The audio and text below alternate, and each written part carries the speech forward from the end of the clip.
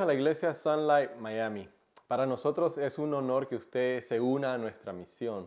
Como iglesia, nuestra misión es conocer a Jesús, darlo a conocer y ayudar a las personas a vivir vidas en servicio y en sumisión a Jesús. Nuestra visión es que queremos que las personas comunes experimentemos vidas transformadas a la medida que conocemos a Jesús, lo damos a conocer, realineamos nuestros propósitos con el propósito de Dios, de reconciliar todas las cosas consigo mismos a través de Jesús, a través de las buenas noticias de Jesús.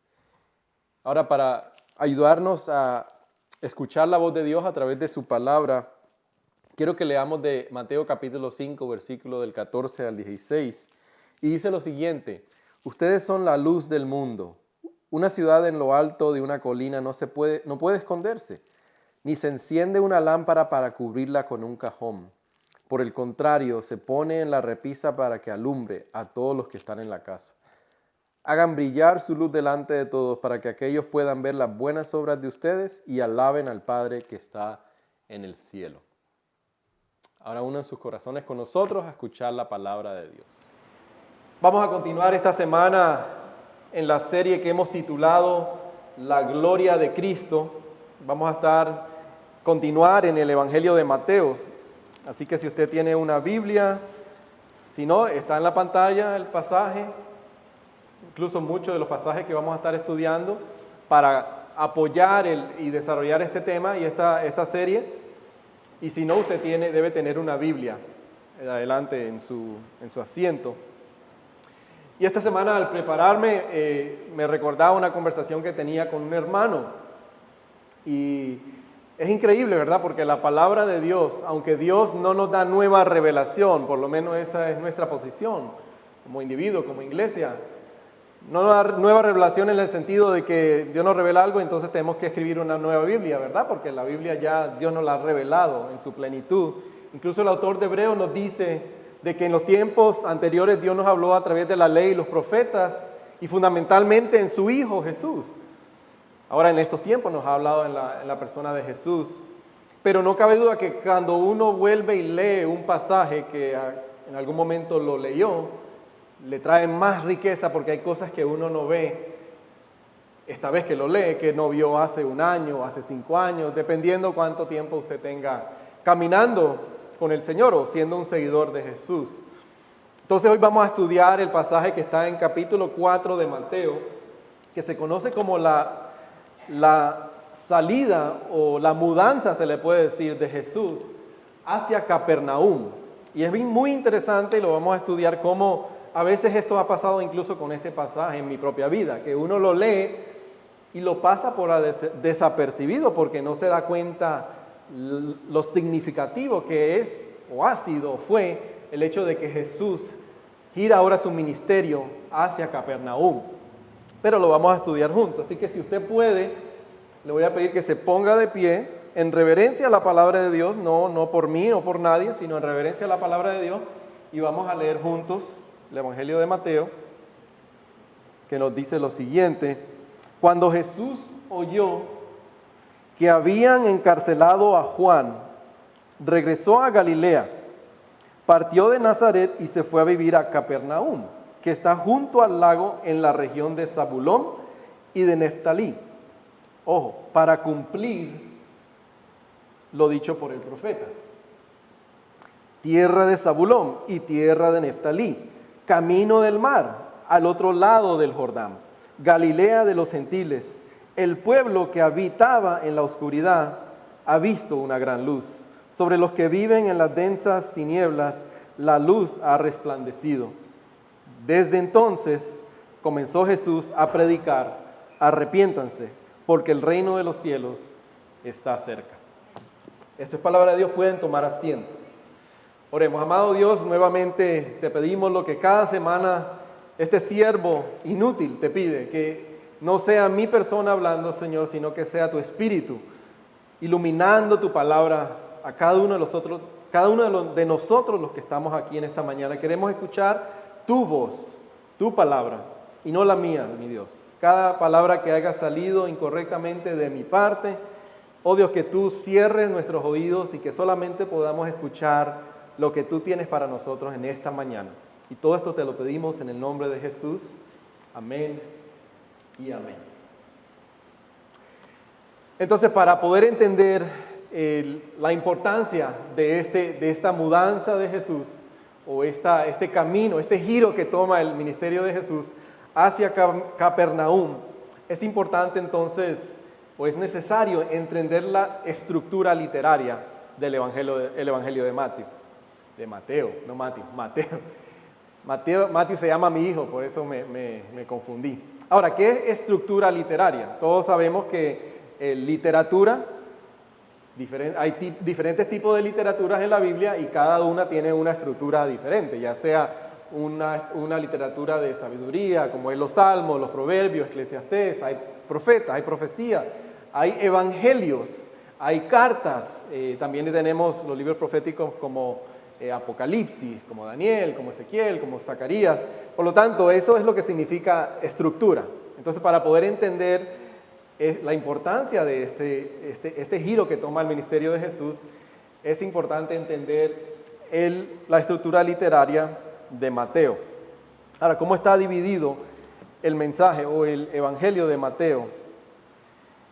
Y lo que hemos visto hasta ahora en esta serie, que Jesús está reviviendo lo que es la vida del pueblo de Israel. Por eso vimos la primera semana de esta serie que fundamentalmente la expresión máxima de la gloria de Dios sucedió en la encarnación. Cuando Dios, la segunda persona de la Trinidad, Jesús, el Hijo, toma la naturaleza humana, siendo completamente humano y siendo completamente Dios, ser nuestro sustituto. Es la expresión máxima. La segunda semana vimos y estudiamos el significado del bautismo de Jesús.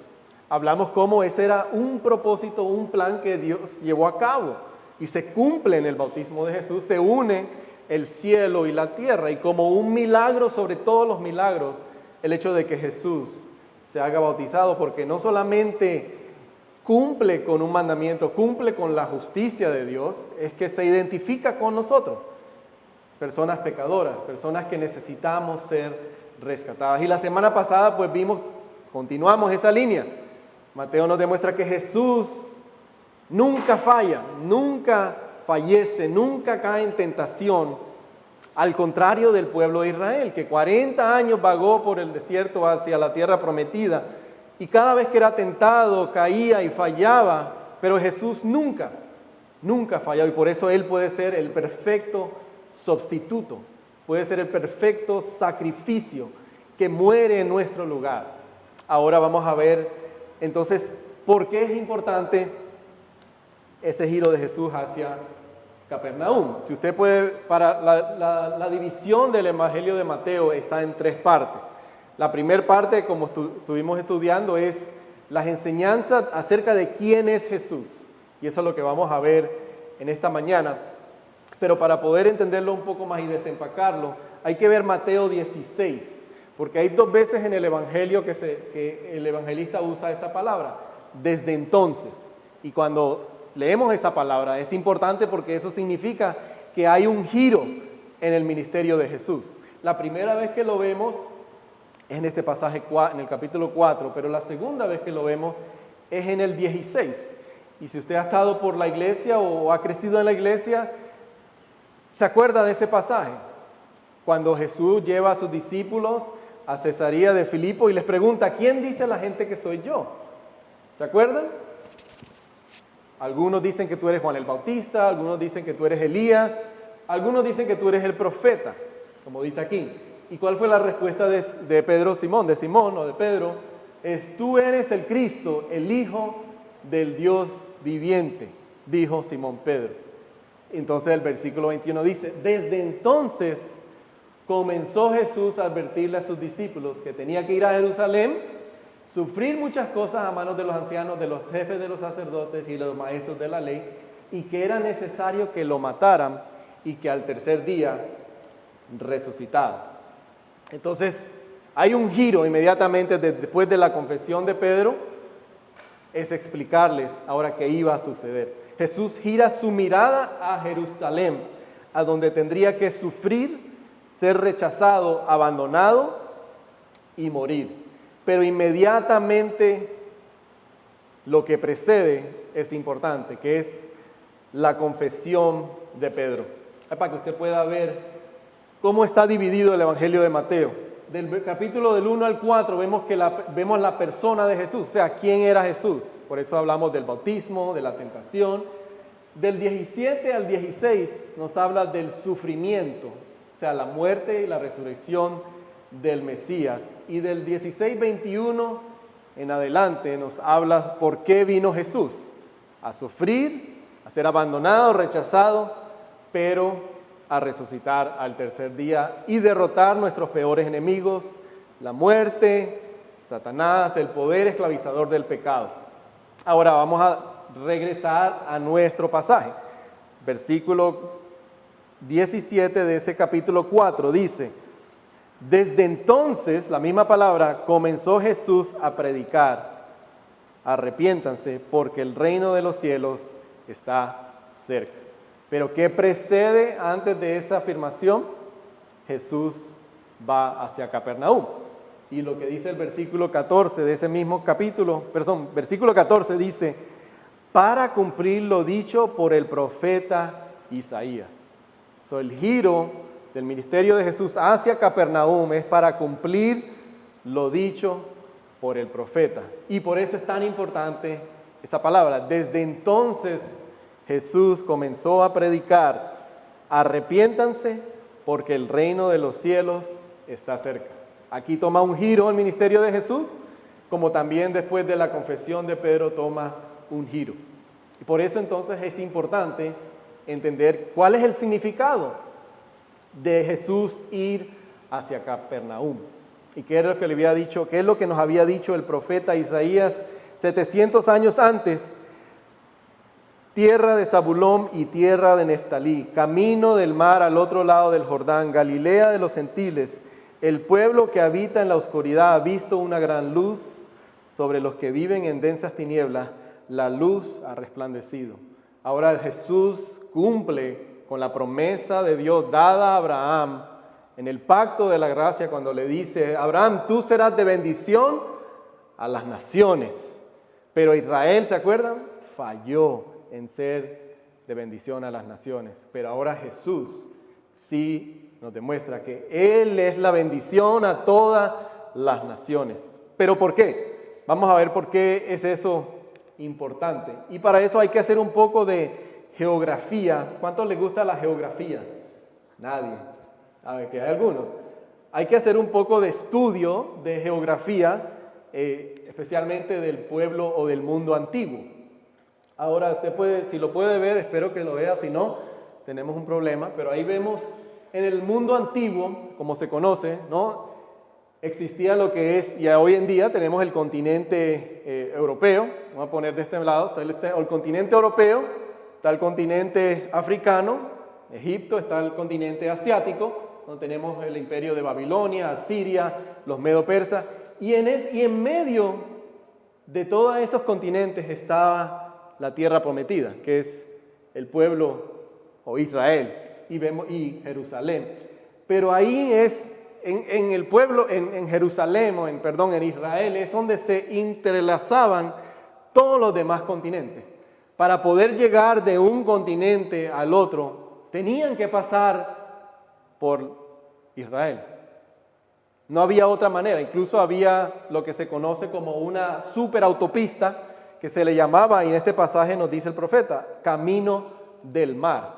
Era una autopista internacional, se le puede decir superautopista, y aquí la podemos ver un poco más, creo, que para poder llegar de África, por ejemplo, hacia Asia, tenía que cruzar por esa superautopista, o para también llegar de Asia hacia África, incluso hasta Europa, tenían que pasar por esa superautopista. Y usted, si puede ver desde allá, puede ver que ahí tenemos el Mar Muerto, el Mar de Galilea y el río Jordán. Todo ese pedazo en el medio es el Mar Muerto, el río Jordán y el Mar de Galilea. Y arriba, creo que no se puede ver, pero arriba está Capernaum. ¿Y cuál era el propósito de Jesús en ir hacia Capernaum? Porque ahí iba a ser de bendición a las naciones. Porque todas las personas que intercambiaban recursos, cosas que tenían que exportar o importar, tenían que pasar por esa superautopista. Y incluso ahí es donde han pasado la mayor parte de la guerra. Si usted ha escuchado y sabe la palabra de Armagedón o Megido, esa es una de los montes que está en ese mismo lugar. Y incluso lo que entendemos que en los tiempos finales la guerra de las guerras se llevará a cabo ahí. Pero no solamente en el futuro, ya han existido muchas. ¿Por qué? Porque ese era un lugar muy significativo y estratégico para poder gobernar todo el mundo. Por lo tanto, esa es la importancia de por qué Jesús tiene que ir a Capernaum, para cumplir lo que dice el profeta. Porque si usted se acuerda, y ahora les voy a dar un poco más de prueba para que no crean lo que yo estoy diciendo, pero acuérdense lo que vemos en ese pasaje. El mar Mediterráneo es este lado lo que vemos acá. Está Jerusalén y aquí todo lo demás está en lo que es la superautopista. Y cuando Dios liberó al pueblo de Egipto y los llevó hacia la tierra prometida, incluso si usted tiene un conocimiento bíblico se dará cuenta de que Él les describe exactamente las fronteras de su territorio, hasta dónde Él quería que el pueblo de Dios extendiera sus territorios, que conquistara las tierras. Mire lo que dice Éxodo. Dice, extenderé las fronteras de tu país desde el mar Rojo hasta el mar Mediterráneo y desde el desierto hasta el río Éufrates. Pondré bajo tu dominio a los que habitan ahí y los desalojarás. Números 34, versículo 6. Dice, la frontera occidental la formaba la costa del mar Mediterráneo. Estas son las fronteras de los territorios asignados a la tierra de Judá y a sus clanes. También el versículo 2 dice, la frontera occidental la formaba la costa del mar Mediterráneo. Estos son las fronteras de los territorios asignados a la tribu de Judá. Ese es Josué capítulo 15, versículo 12. Incluso si usted si lee Jueces, por ejemplo, el primer capítulo, el autor nos da a entender de que un recuento, que lo que sucedió fue de que el pueblo de Dios no cumplió con el llamado de Dios de conquistar todas las naciones. Si usted lee Jueces, algo muy interesante en esa narrativa, que dice que había algunas tribus que no pudieron conquistar a todas las demás naciones que habían en la tierra prometida, o sea, en Canaán. Pero esta palabra no pudieron es interesante, porque si Dios estaba con ellos, si Dios era el que peleaba por ellos, porque ellos eran menos en cantidad, tenían menos recursos, pero tenían al Dios de Israel de su parte, y que no pudieron haber conquistado, eso es un poco interesante. Yo creo que al contrario, no es que no pudieron, es que no quisieron conquistar a las demás tierras.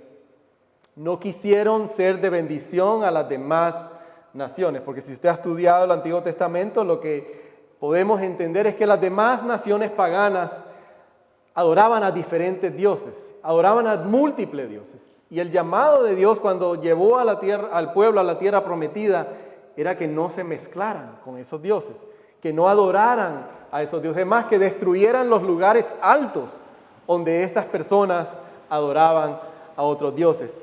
Pero el pueblo de Dios no lo hizo. No lo hizo, falló en hacerlo. Por lo tanto, vemos la necesidad de Jesús de ir a Capernaum. Pero solamente, creo que ustedes se acuerdan cuando estudiamos en nuestra serie del advenimiento, el único tiempo, la única temporada en cuanto el pueblo de Dios sí pudo extender el reino, extender el territorio del reino de Dios fue a través del rey Salomón. Podemos ver que él fue obediente y sí cumple con ese mandato de extender el territorio de Israel, incluso fortifica las ciudades y extiende las fronteras de Israel. Estaban siendo ellos de bendición a las demás naciones. Incluso, no sé si usted ha llegado a leer Primera de Reyes, el capítulo 10 nos dice que la reina de Sabá incluso va y visita a Salomón y lo exalta por su sabiduría, por todo lo que él tenía. Incluso le da honra a Dios por la vida de Salomón. Y fue el único momento en la historia del pueblo de Israel que sí cumplieron con ese mandato de ser de bendición a las naciones.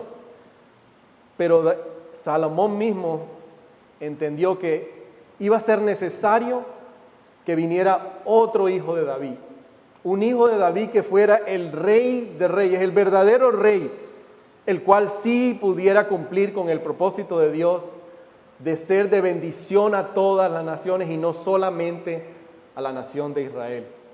En el Salmo 72, miren lo que nos dice el rey Salomón. Dice que domine el rey de mar a mar, desde el río Éufrates hasta los confines de la tierra.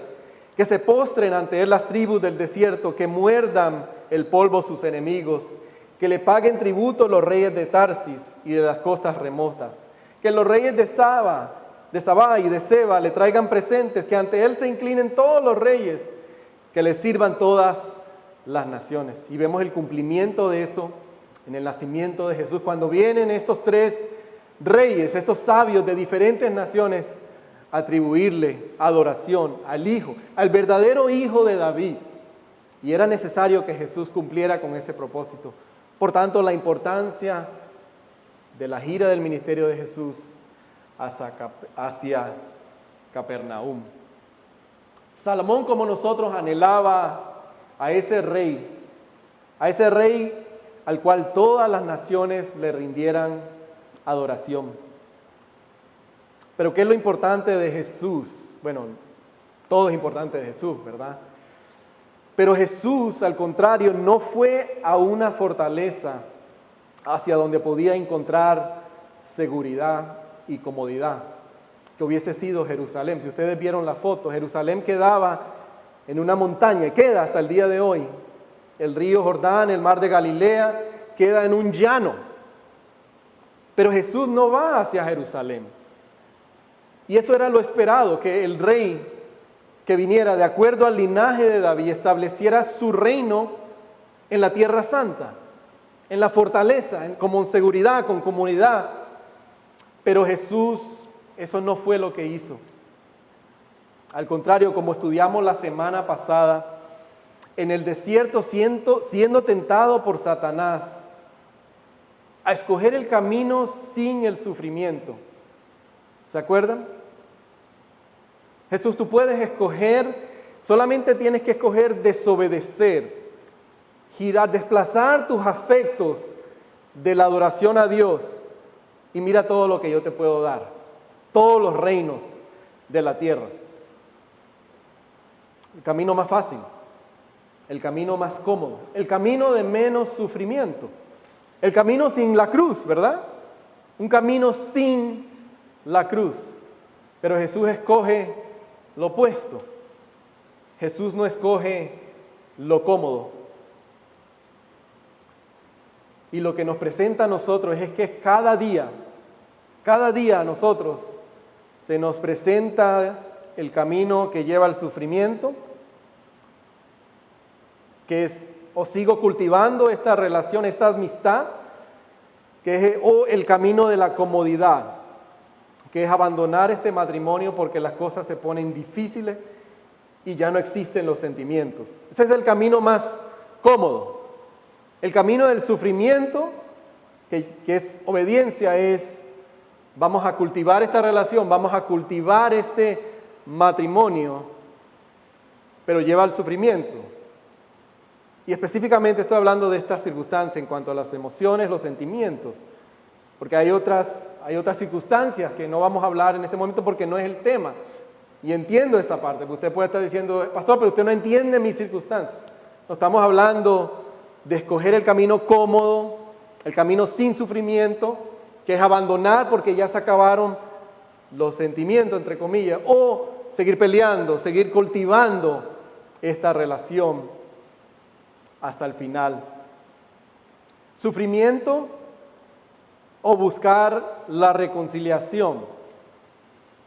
Buscar la reconciliación o perdonar a esa persona que me ha hecho daño va a llevar a sufrimiento, va a llevar a bajar mi orgullo, pero el camino fácil, el camino sin sufrimiento es no perdonar, es interiorizar, es buscar la seguridad, la comodidad, y eso lleva al rencor, a la amargura. Usted sabe que si nosotros interiorizamos el rechazo, el rencor, la envidia, no podemos escuchar la voz de Dios. Interiorizar, que es lo más cómodo, ¿verdad? Lo más cómodo es no confrontar, no enfrentarme a esta dificultad. Al contrario, lo interiorizo, esperando que eso desaparezca. Y sabemos que no desaparece. Pero no puedo escuchar la voz de Dios. Y la obediencia me va a llevar al sufrimiento, pero puedo pedir perdón, puedo reconciliarme con mi hermano, con mi hermana, con mi padre, con mi hijo, con ese hijo que me ha abandonado, que me ha hecho cosas que a veces me ha llegado el punto de pensar, debería de darme por vencido con él, cuando Dios nunca se ha dado por vencido con nosotros. El camino de la obediencia quizás me lleve a perder muchas amistades, muchos seguidores, entre comillas. Hay una persona muy allegada a mí, no voy a decir el nombre de él para que la persona se mantenga humilde, porque hay personas que nos están viendo también virtualmente. La persona escoge la obediencia a Dios independientemente de la burla que lleva, porque es una persona joven al escoger su pareja. Y ha recibido mucha burla, ha recibido personas que incluso le han criticado, le han dicho como Satanás la semana pasada que crea duda, pero ¿qué tiene de malo? Si todo el mundo lo hace. Pero esta persona ha decidido el camino del sufrimiento, que es la obediencia. Y eso trae sufrimiento. O sea, ¿cuál es el camino que vamos a escoger nosotros? Esa es la pregunta que nos lleva a reflexionar este pasaje y para no salirnos del contexto, ¿verdad? De Mateo. Porque ¿qué fue lo que le pasó al pueblo de Israel? Mire lo que dice. Porque si ustedes le dan la espalda a Dios y se unen a las naciones que aún quedan entre ustedes, mezclándose y formando matrimonios con ellas, tengan por cierto que el Señor su Dios no expulsará de entre ustedes a aquellas naciones. Por el contrario, ellas serán como red y trampa contra ustedes, como látigos en sus espaldas y espinas en sus ojos. Israel decidió no cumplir con el propósito de Dios, de extender el territorio de Dios. Se conformaron, decir, bueno, que se queden algunos de ellos aquí con nosotros en Canaán. ¿Y qué sucedió? Fundamentalmente el exilio, ¿verdad? En Babilonia, pero comenzaron a adorar a sus dioses. Comenzaron a crear las cosas creadas en sus dioses, en personas y en cosas. Cuando interiorizamos el rechazo, el abandono, que es lo más cómodo, en vez de buscar la reconciliación, esas personas se convierten en dioses para nosotros. Se convierten en cosas que nuestra vida comienza a girar alrededor de eso. Si paso por allá, si no paso por acá, si lo evito, no lo evito, y siempre estoy pensando en esa persona. Pero el camino del sufrimiento y de la obediencia es buscar una reconciliación. Es siempre la obediencia. Y ese es el evangelio de la gracia de Dios, que muchos de ustedes, incluso que me escuchan en este momento, y algunos de nosotros que estamos aquí, quizás lamentamos, estamos luchando, tenemos sentimientos de culpabilidad por decisiones que hemos tomado en el pasado, porque hemos escogido el camino sin el sufrimiento y no obedecer a Dios por algo más fácil, algo que nos prospere más rápido, algo que nos dé camino y recursos materiales más rápido. Pero la gracia de Dios, lo que nos enseña el Evangelio, es que aún esas decisiones Dios las restaura, Dios las redime. Esa es la gracia de Dios. Sí, hay consecuencias, no cabe duda. Hay algunos de ustedes que me escuchan que aún en este momento están viviendo las consecuencias de esa decisión que tomaron en el pasado. Las consecuencias no las elimina Dios, pero sí ha hecho cosas hermosas. Si usted está en Cristo, aún esas decisiones que usted ha tomado, escogiendo la complacencia en vez de la obediencia, Dios las está restaurando y ha hecho cosas hermosas a través de esas cosas. Así que puede descansar con la seguridad de saber de que si usted está en Cristo, aún sus decisiones equivocadas, Dios las está redimiendo, pero para que no la volvamos a cometer. Al contrario, para que podamos ser de bendición a otras personas, para poder invertir en otras personas y decirle, yo pasé por ese camino. No escojas el camino fácil, escoge, aunque venga sufrimiento, pero siempre escoge la obediencia, porque la obediencia siempre nos lleva no a ganarnos la bendición, sino a disfrutar de Dios, porque Dios al final es nuestra recompensa. Pero para cumplir entonces Jesús la profecía del profeta Isaías, lo que dice el versículo 16, va a Capernaum, como dice el versículo 17, desde entonces comienza Jesús a predicar. Mire lo que dice el versículo 16, el pueblo que habitaba en la oscuridad ha visto una gran luz. Sobre los que viven en densas tinieblas, la luz ha resplandecido. Y como iglesia queremos hacerles, queremos darle esos recursos, esas oportunidades para que usted pueda crecer a manera individual, a manera de grupo y para que juntos podamos ser de luz a nuestra comunidad. Pero eso va a llevar sufrimiento, eso va a llevar invertir tiempo, eso va a llevar disminuir yo mis propios intereses y invertir más tiempo en los intereses de Dios, no los intereses de la iglesia, los intereses de Dios. Estamos en un tiempo de reunir un grupo y eso va a llevar voluntarios. Estamos reuniendo un grupo de liderazgo, un grupo núcleo para levantar esta congregación, pero la congregación no se levanta sola, ni la levanta una sola persona. Esa nunca es mi filosofía. La persona más importante aquí no soy yo, somos todos nosotros.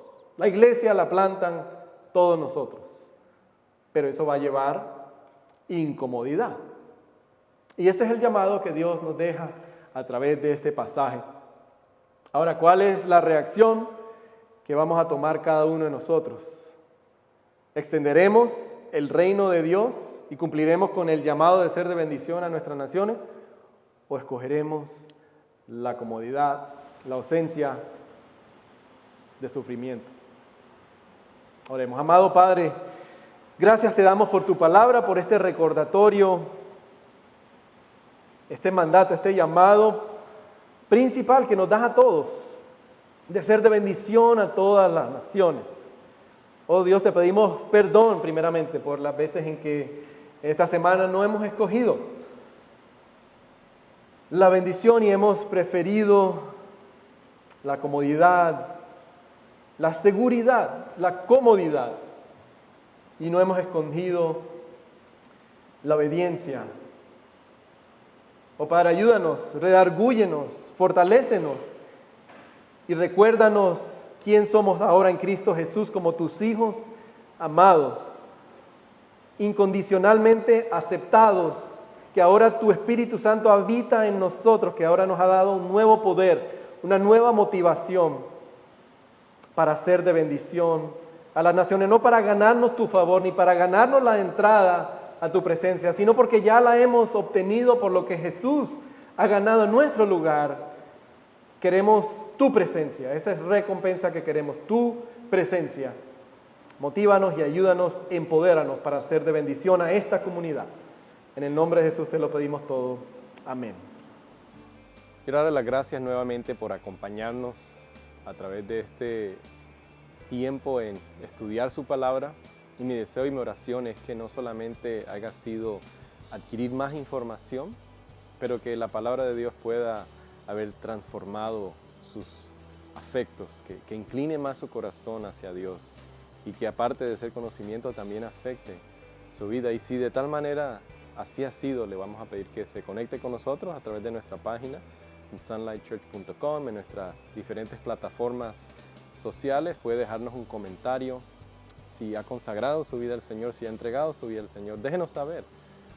Esta semana, para aplicar el sermón, ¿qué tal si a una persona podemos compartir este tiempo de la palabra?